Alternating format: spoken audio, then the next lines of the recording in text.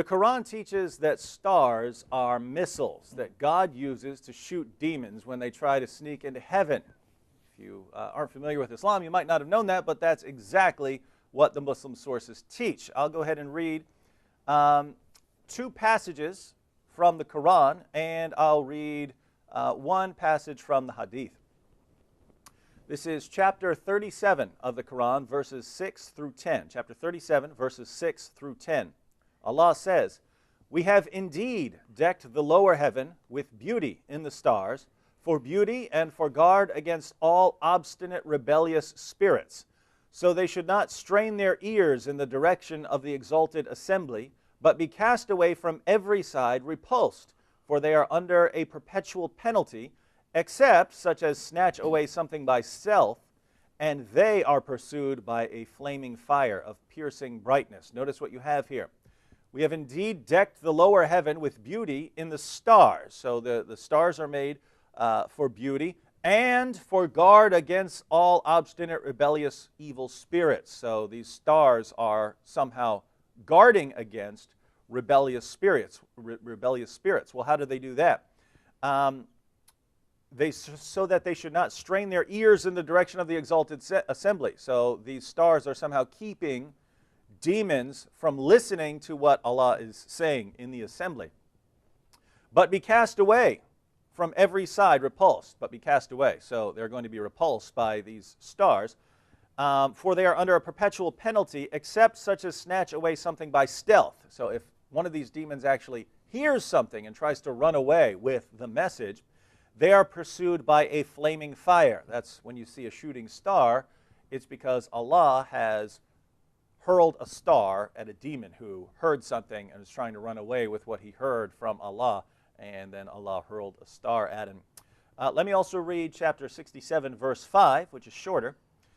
Allah says, "And we have from of old adorned the lowest heaven with lamps." These lamps are the stars.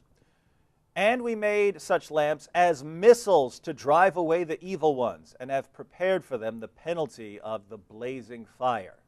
So we have made such lamps, the stars, as missiles to drive away the evil ones, and have prepared for them the penalty of the blazing fire.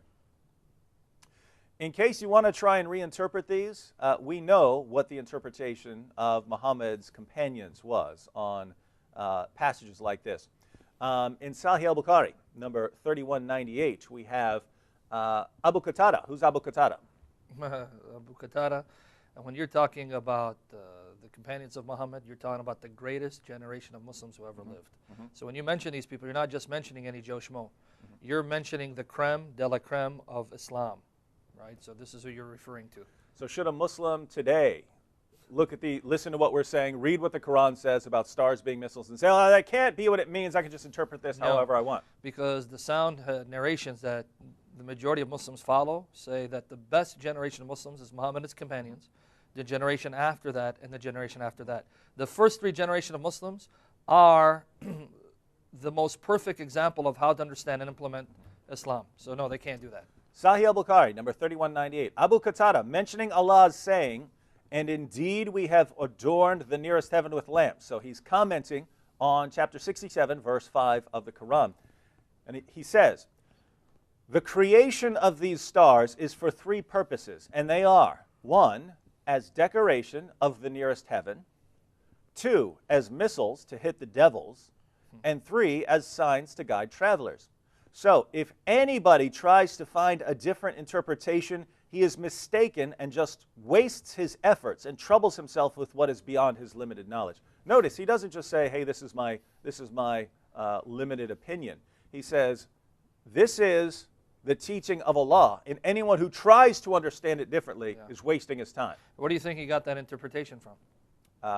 Let's see, where did he learn the Quran from? Muhammad? Yeah. So you can't just brush him aside. You can't do that if you're going to be consistent to your position, because we're dealing with Sunni Muslims, and that's vitally important. The majority of Muslims in the world are Sunni Muslims. They follow the Quran and the Sunnah of Muhammad. And Muhammad said, "You got to follow my example, the example of my companions, the generation after them, and the generation after that." So there's no way you can just brush this aside. So, according to Islam, stars are Yeah, missiles that God uses to shoot demons when they try to sneak into heaven. you got it. and there's no way around it. Yep. So if you believe that the Quran is from God, your response shouldn't be, how dare you guys say that about the Quran? Your response should be, well, I guess stars are missiles that God uses to shoot demons. And Yeah. even though we know scientifically that when you see a shooting star, it's not an actual star, it's a piece of debris that hit our atmosphere and burst into flames.